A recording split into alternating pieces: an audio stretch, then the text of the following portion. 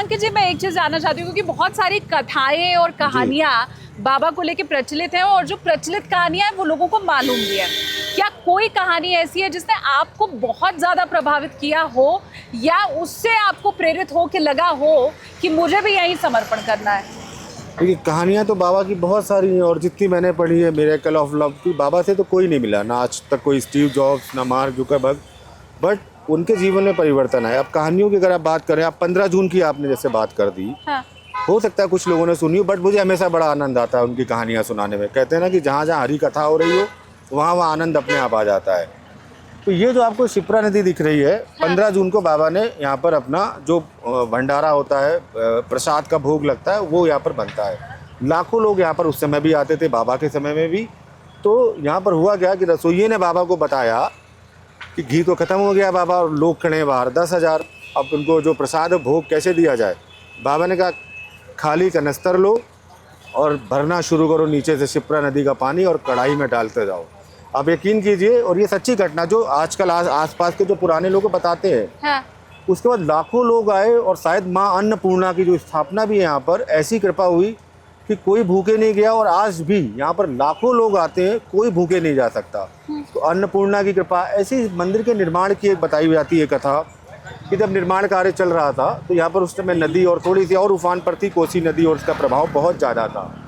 तो ये स्थिति हुई कि शायद मंदिर डूब जाएगा, या जो निर्माण कार्य चल रहा है वो पूरा बिखर जाएगा। हाँ।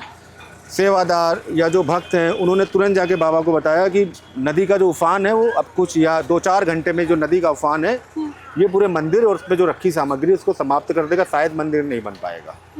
बाबा नीचे उतरे, नदी के सामने खड़े हुए, और ये सच्ची घटना जो लोग मानते हैं कि जो नदी का जो स्तर था वो नीचे गिरना शुरू हुआ, और बाबा ने कहा आज से ये नदी इस मंदिर के नीचे वाले स्तर पर ही बहेगी।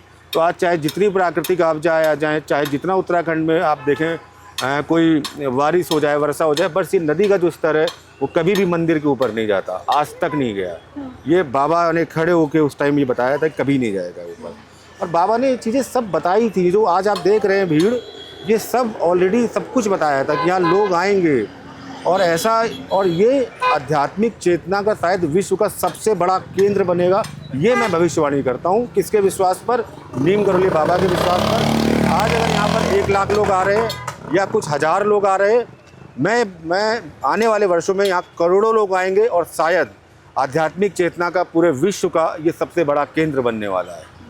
हो सकता है आपने जितनी कहानियां सुनी हो, या अंकित जी जो बातें आज आपको बता रहे हो, आप क्योंकि दूर बैठ करके देख रहे हैं, तो वो आपके लिए अभी भी कहानी ही हो, लेकिन यहाँ जब आप पहुँचते हैं तो वो जो एनर्जी है उसे आप फील कर पाते हैं, अनुभव आपको स्वयं होता है, और ये मन में यकीन होता है कि कोई शक्ति तो है जो पूरे विश्व को चला रही है, जो इस जगह को चला रही है, और जो जितने भी मन में चाहे पछतावा है, कोई ग्लानि है, उन सबको दूर करने का काम ज़रूर कर रही है।